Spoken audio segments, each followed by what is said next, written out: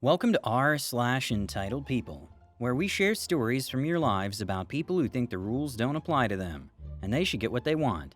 Thank you, friends, for subscribing to the channel, and for so many likes. And today we have 3 great stories, so subscribe, hit the like button, and let's begin. The first story, The Needy Guest Saga, When Enough is Enough. The second story, How I Outwitted My Narcissistic Boss and Reshaped the Workplace. The third story, Company Chaos, When Incompetence Meets Injustice. The first story is, Needy people are the worst.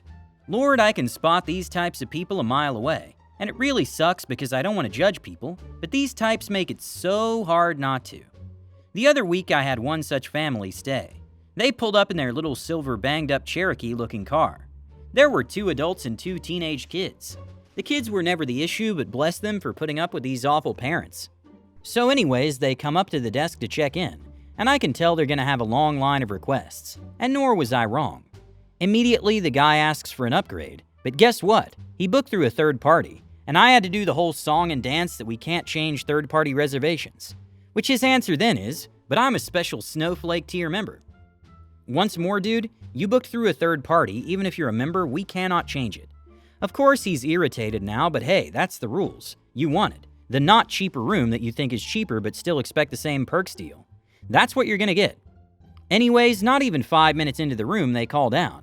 I've literally already predicted this in my head. They're gonna be needy MF. Saying things like the ice bags are missing, there's no tea in the room, etc. And once more, I have to explain to them, for one, we're an extended stay hotel, so we have ice trays in the fridges. So no, we don't have bags. And as for the tea, it's located with the coffee in the kitchenette. Lo and behold, both things are in the room.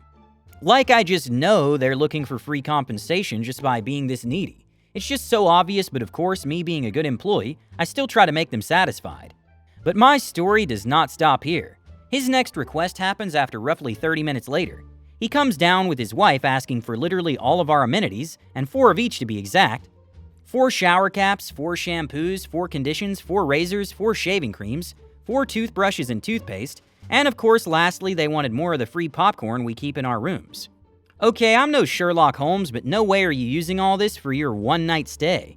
Especially if you're asking for shower caps. I know for a fact you're not using all that freaking shampoo and conditioner. You're just plain outright freeloading. We aren't stupid. Sadly, many don't realize this, but the more you bug us at the front desk for every little thing, the more we'll start to resent you and not want to give you your crap. So I thought maybe after their little hoarding sesh that would be the end of it, and they'd leave me alone. Oh no, of course not. So a few hours have passed and I've noticed the father coming down roughly every hour and going to our free coffee area. He'd get a drink then leave. After the first 2 times I saw him do this, I noticed our tea assortment would be wiped out. Ugh, I'm like, are you serious, dude? So I refilled it a third of the way up and waited to see if he was taking them or not. An hour rolls by. Guess who's ventured down? Yep, that's right, needy MF. And now I physically saw him shove them into his pockets. Okay, if you want to play that game, game on. If you honestly feel that entitled to take all of our amenities, guess what? I'm gonna cut you off. So this time he came down looking for the tea, but I filled it with extra sugar packets. And of course he comes to me to complain. Father, can I get more tea? Me. Oh, I'm sorry, it appears we ran out of all of our tea. Totally not sorry. Please go drink or bathe in the 100 you stored up in your room already. Anyways, he just kinda scoffs and says, of course. They run out of the tea I wanted. So typical. Okay, drama queen, please take your dramatics to your room. At this point, I say nothing. I'm not catering to this jerk anymore. But then, of course, disaster strikes and we have maybe a 5-minute power outage due to a really strong winded storm that blew through around 9 p.m. So the power came back after a few minutes, but it knocked our TVs out for about an hour, till our TV provider managed to fix it. I swear this guy was praying to the gods for something like this to happen, because oh, you know he tried to take full advantage of this circumstance. He first came down after the power was back on, saying his TV wasn't working. Well, no duh. As you can see, the TVs in the lobby aren't on either. Me. Yes, we're aware of the situation from the power outage. Our cable technicians are currently working on it to fix the problem. Father, that's ridiculous. How come it's not back on like the lights? Me, I don't know the specifics, but I believe we had a power surge and it wiped the cable box or boxes. Totally made that up, but hey, it's a good guess for a question I don't know the answer to, and the technicians were working on the problem anyways. Father: apparently not a good enough answer. Well, what are me and my family going to do now? Oh, I don't know. Talk to each other, geez. That's not my issue what you do with your family. Me: sir, there's nothing I can do until they fix the issue.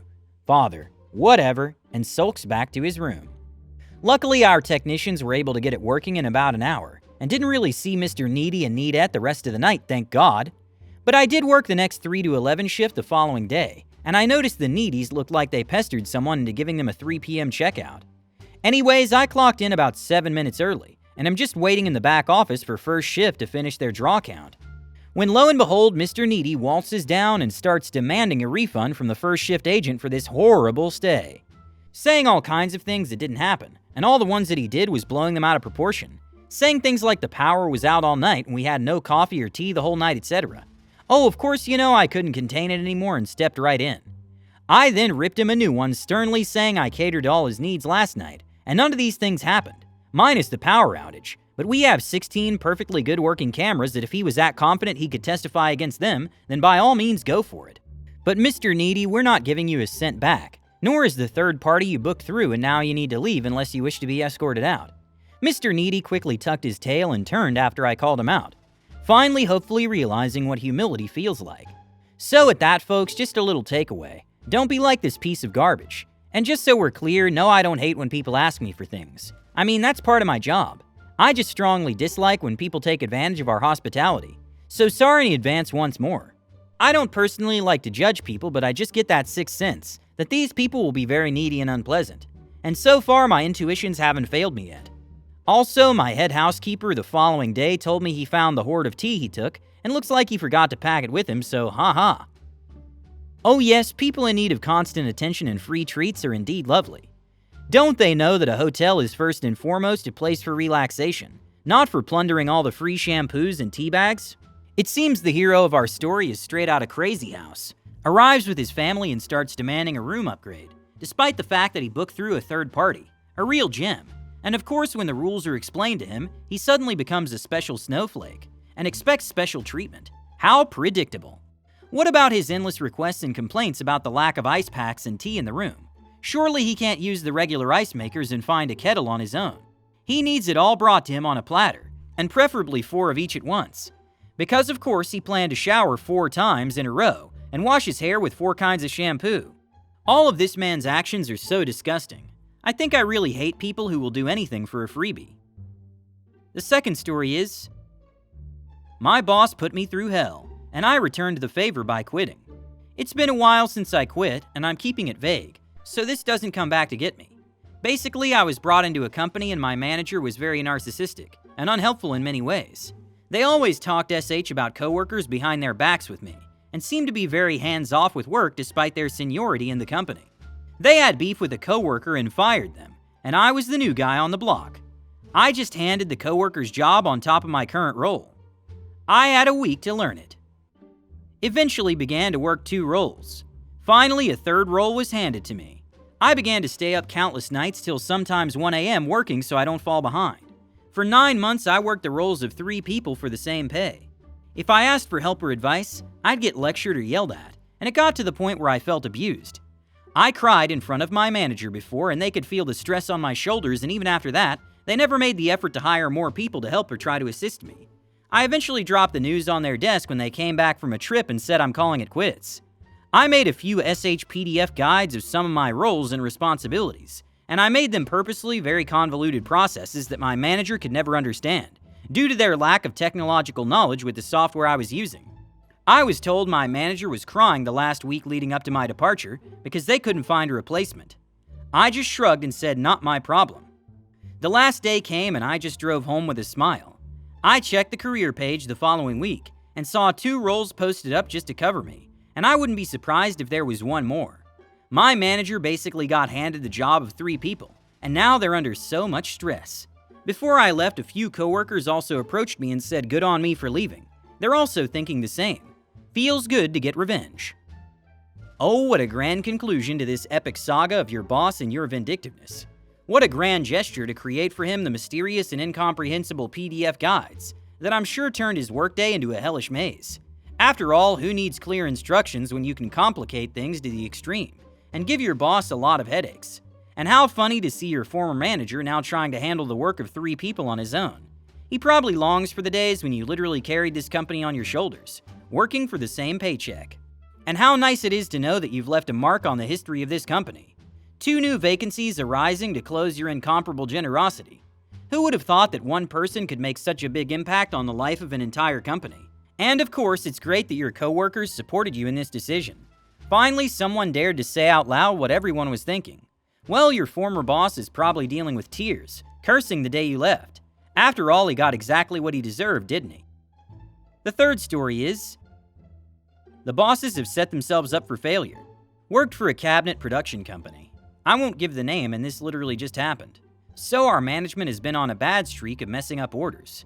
Either cabinets don't assemble right, we're underprepared, they're changing shipping procedures and wanting us to build some custom work for one of the head honchos of the company.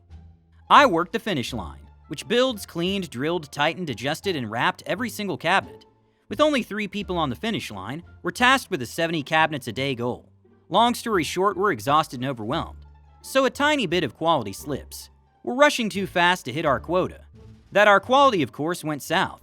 They had us unload hundreds of cabinets by hand, fix the problems, and reload them by hand. These can range anywhere from 20 pounds to 250 pounds. The president of the company had an eating grin when he instructed us on everything we needed to do. We tried to combat this sudden insurmountable task, but he literally laughed and wished us luck.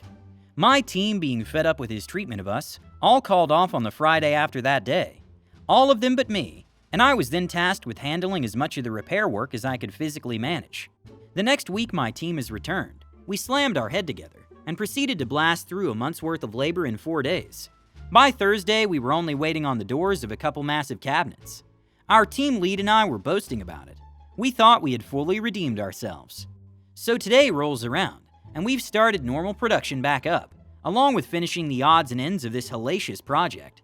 We're in good spirits, and everything seemed to be back to manageable paces. Second break rolls around and my team lead hits our phone with a surprise text message. These effers just fired me. Watch out, they're not done with just me.